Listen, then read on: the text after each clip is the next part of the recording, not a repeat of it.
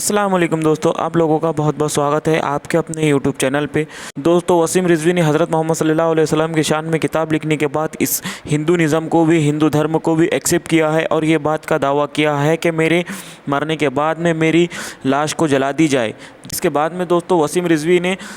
हज़रत मोहम्मद सल्लल्लाहु अलैहि वसल्लम की शान में जो किताब लिखी थी उस पर भी चर्चा करते हुए ये बात बताई है कि कुरान जो हज़रत मोहम्मद सल्लल्लाहु अलैहि वसल्लम पर नाजिल हुआ था ये एक फ़र्ज़ी किताब है, नऊज़ बिल्लाह। और वसीम रिजवी ने ये बात भी बताई है कि वो हज़रत मोहम्मद सल्लल्लाहु अलैहि वसल्लम की शान में जो भी किताबें लिखी गई है वो फ़र्ज़ी किताबें हैं। दोस्तों, वसीम रिजवी ने फिर से हज़रत मोहम्मद सल्लल्लाहु अलैहि वसल्लम की शान में गुस्ताखी की है और हज़रत मोहम्मद सल्लल्लाहु अलैहि वसल्लम को फिर से बुरा भला कहा है। मैंने कुरान का अध्ययन करना शुरू किया क्योंकि वक्त ही नहीं मिलता था कि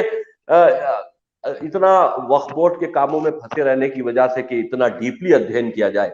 तो फिर मैंने ये लॉकडाउन के पीरियड में बहुत अध्ययन किया कुरान को, दूसरी तरह से उनके ट्रांसलेशनों को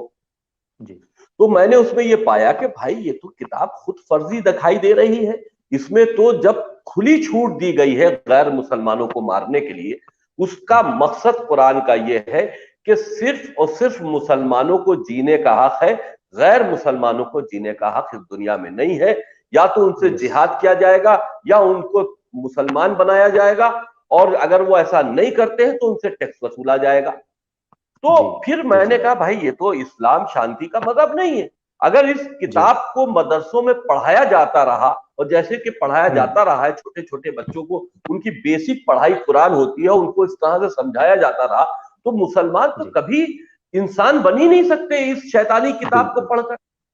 तो फिर मैंने उस पर उन देखिए, मैंने पूरे कुरान को पहले गलत नहीं कहा था, क्योंकि मैं किसी के भाई चलो ठीक है, आप मान रहे हो मानो, अच्छी चीजें जो कुरान में लिखी है वो मान लो कि भाई तुम्हारा धर्म तुम्हारे लिए, हमारा धर्म हमारे लिए, बिल्कुल मानो। लेकिन अगर जब तुम ये कहोगे कि मुशरिक काफिरों को ढूंढो और कत्ल कर दो, उनसे जिहाद करो, रसूल को,